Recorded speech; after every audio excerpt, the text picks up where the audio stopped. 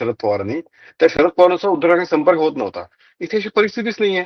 इथे देवेंद्रजी, एकनाथ शिंदे, अजित पवार तिघही अतिशय उत्तम पद्धतीने एकमेकांशी बोलतात. त्यामुळे एक समन्वय आहे. आता इलेक्शन काही गोष्टी कमी जास्त होऊ शकतात, कारण तिन्ही पक्ष वेगळे आहेत, तिन्ही पक्षांचे कार्यकर्ते वेगळे आहेत, नेते वेगळे आहेत. पण त्यासाठी दिल्लीत जाऊन काहीतरी तक्रार करायची मला असं वाटतं कोणती अशी आवश्यकता नाही. इथे तिन्ही जर संवाद आहे, मुळात तक्रार करावी असं कारणही इथे काही दिसत नाही. त्यामुळे तुम्ही स्लेश काढणं, निर्णय काय बातमी शोधणं हे तुमचा अधिकार आहे, त्या अधिकार सन्मान ठेवतो, पण अशी वस्तुस्थिती नाही.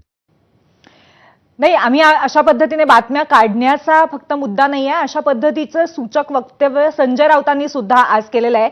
तुम्ही काय म्हणाला? संजय राऊतांच्या वक्तव्याला म्हणजे माझं म्हणणं आहे की संजय राऊतांचं गेल्या अनेक महिन्यातलं एक स्टेटमेंट खरं झालेलं दाखवा आणि बक्षीस घेऊन जा. ते म्हणजे असं जर जाहीर केली स्पर्धा तर कोणीही बक्षीस घेऊ शकत नाही. आता काल ते छाती ठोकपणे सांगत होते आमचे नगरसेवक कसे बिंदास फिरतात, आम्हाला कसली भीती नाही, 24 तास संपत नाही तर 4 नगरसेवक गायब झाले. ही त्यांच्या स्टेटमेंटची व्हॅल्यू, सत्यता काय, त्यातलं विश्वासार्हता. त्यामुळे त्यांच्या स्टेटमेंटवरती आपण बोलणं हे म्हणजे आपला वेळ वाया घालवणं. बर, महेशजी तुमच्याकडे मी येणार आहे या संदर्भातल्या कमेंटसाठी, पण पुन्हा एकदा शीतलताईंकडे जाते. शीतलताई, एकंदरीतच आपण जर प्रतिक्रिया पाहिल्या लोकांच्या आजच्या प्रश्नावरती, आजच्या मुद्द्यावरती, तर त्यावरनं हे स्पष्ट होतं की कुठेतरी इन्सिक्युरिटी शिवसेनेची सर्वसामान्यांना सुद्धा भासते आहे आणि शिवसेनेने योग्यच केलं अशा पद्धतीने हॉटेलमध्ये आपल्या नगरसेवकांना ठेवून, असं काही जणांचं म्हणणं आहे. आणि या सगळ्या याच्यामध्ये तुम्हाला नक्की अपेक्षित काय आहे? खरोखरच अशी कुठली इन्सिक्युरिटी आहे का? आणि नक्की निगोसिएशन मध्ये शिवसेनेला काय हवंय मुंबईत? मला असं वाटतं इन्सिक्युरिटी असण्याचं काही कारणच नाहीये. आमचा पक्ष स्वतंत्र आहे आणि आमच्या पक्षाचे मुख्य नेते एकनाथ शिंदे साहेब आहेत. त्याच्यामुळे अशा पद्धतीने आमचा पक्ष इन्सिक्युअर असण्याचं काय कारण आहे? आम्ही परत सांगतोय की आम्ही महायुतीमध्ये लढलेलो आहोत आणि महायुती म्हणूनच आम्ही सरकार स्थापन करणार आहोत. त्याच्यामुळे इन्सिक्युरिटी समोरच्यांना वाटते म्हणून अशा खोट्या बातम्या रोज सकाळी उठून देणं हे सुरू आहे, कारण त्यांना इन्सिक्युरिटी वाटायला लागलेत. अहो, त्यांचे आमदार त्यांच्या नाकाखालून गेले तरी यांना कळलं नव्हतं. त्याच्यामुळे यांनी अशा बाता मारणं आणि असं बोलणं हे कितपत योग्य आहे मला सांगा.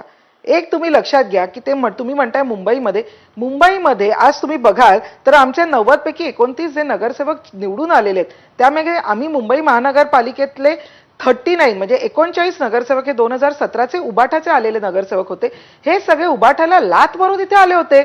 त्याच्यामुळे तुम्हाला परत ते जाणार आहेत, असंच होणार आहे, तसंच होणार आहे, हे बाहेर बसून उगीच काही कारण नसताना पुढ्या सोडणं आणि कुठेतरी एक संशयाचं वातावरण निर्माण करणं हे लोक करतायत. कारण यांना स्वतःच्या नगरसेवकांवर विश्वास नाहीत आणि आपले नगरसेवक कुठे जाऊ नयेत याच्यासाठी घेतलेली खबरदारी आहे, याच्यासाठी या सोडलेल्या पुढ्यात, असं उलट माझं म्हणणं आहे. बरं महेशजी, तुमचा नाहीये का तुमच्या नगरसेवकांवरती विश्वास?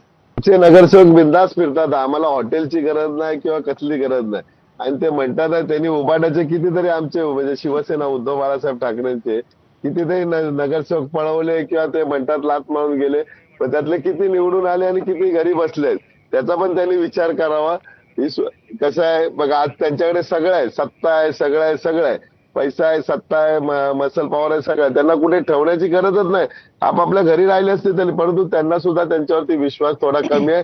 कारण काही त्यातले नगरसेवक इकडनं उड्या मारून तिथे गेले, ते कधीतरी इथे लगेच उड्या मारू शकतात. प्रशिक्षण शिबिर घेतलेलं, दाट संशय, त्याच्यामुळे त्यांना हॉटेलमध्ये ठेवण्याची आवश्यकताच नाही. अहो, ते घरी गेले, तुम्हाला नंबर देऊ का? घरी गेलेले, जाऊन भेटा त्यांना हवं असेल तर. नाही घरी आज माहिती करून घ्या आणि माहितीच्या आधारे जरूर तुम्ही बोला, तुमचा तो अधिकार आहे, परंतु आधी व्यवस्थित माहिती करून घ्यावी आणि मग बोलावे. सगळे नगरसेवक आपापल्या घरी आहेत. शीतलताई ऐकून घ्या, शीतलताई ऐकून घेऊ काय म्हणतात ते. शीतलताई त्यांचं ऐकून घेऊया. बघा, नगरसेवक निवडून येतो किंवा कुठल्याही पक्षात कुठलाही एखादा लोक निवडणुकीमधून निवडून आल्यानंतर तो आनंद त्या विभागात साजरा करायचा असतो. त्या मतदारांना सुद्धा वाटते की तो निवडून आलेला उमेदवार हा आमच्यापर्यंत पोहोचला पाहिजे.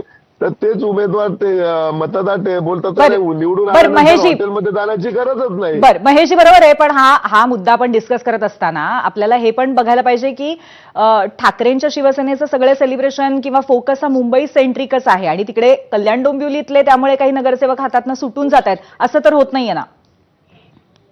बघा आता कल्याण डोंबिवलीला मेजॉरिटी कोणाची आहे काय ते तुम्हाला सुद्धा माहिती आहे. त्यातल्या त्यात थोडा आमच्याकडे त्यांच्याकडे बघण्यासाठी थोडा वेळ कमी पडला असेल, परंतु ते कुठे नॉट रिचेबल असेल त्यांना परत शोधून आणू आम्ही